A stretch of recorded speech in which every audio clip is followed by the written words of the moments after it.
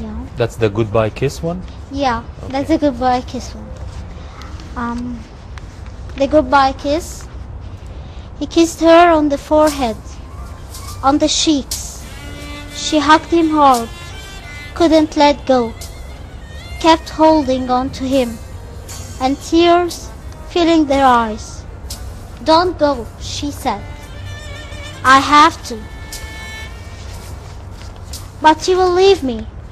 There are more important things to be. I will always be there, by your side. Just don't forget." They departed, both crying. Just as soon as she turned her back, he disappeared, left to his fate. And in a blink, a shot was heard. A mother was killed, with her children around. Her son just left to join the defense, someone said. And he gave her a goodbye kiss. They both died, but as he said, they are always there alive, watching in despair, mourning over us, not us over them. A story of a goodbye kiss that we all miss, that we all crave for. From Palestine, in our hearts, they live within. And that's for Palestine, for the memorial of the attack on Gaza. 1 year. It's been 1 year. Poetry, maybe in the West, in Europe and the States, is more popular maybe with people than here. How do you find the reaction to poetry in general here and abroad? Well, actually it differs. When I write a poem in a forum, in international forum, actually I do get immediate comments. But here it hasn't been like that in the beginning. It's like, wow, English poetry. Who are you planning for? Whom did you write English poetry in Egypt and stuff like that?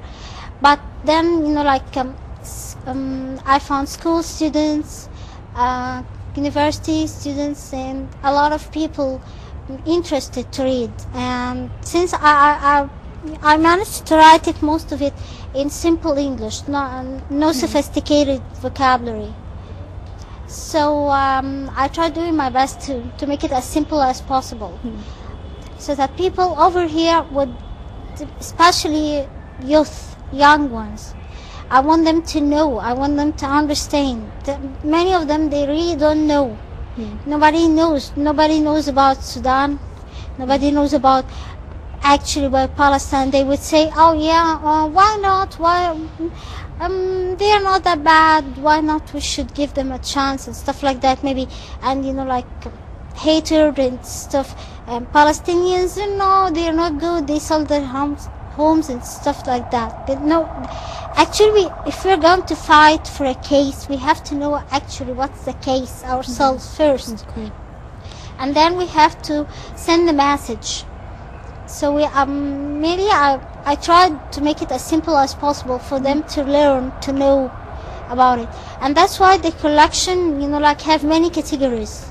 Everyone would ask, why did you care, or why did you, like held on to the category of the matters of the world?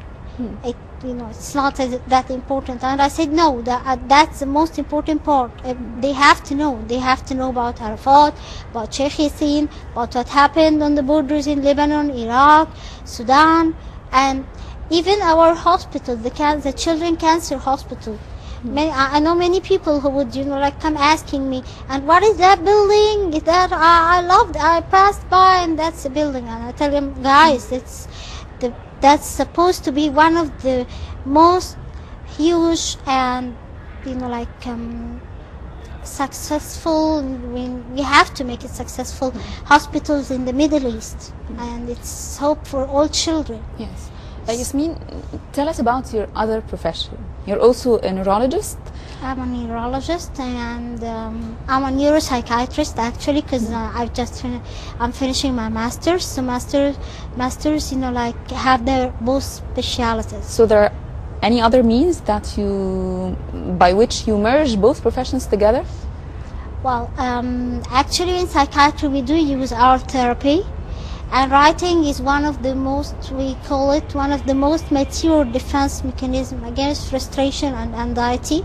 So we actually do advise our patients, if one of them is talented or not necessarily talented in writing poetry or stories or something like that, but we advise them to write at least their diaries, because writing is really helpful. Yeah, that's one of. And is it a generalization for everyone? Yeah, I mean, it helps everyone? Or? Yeah, it's helpful. It's helpful. It's healthy.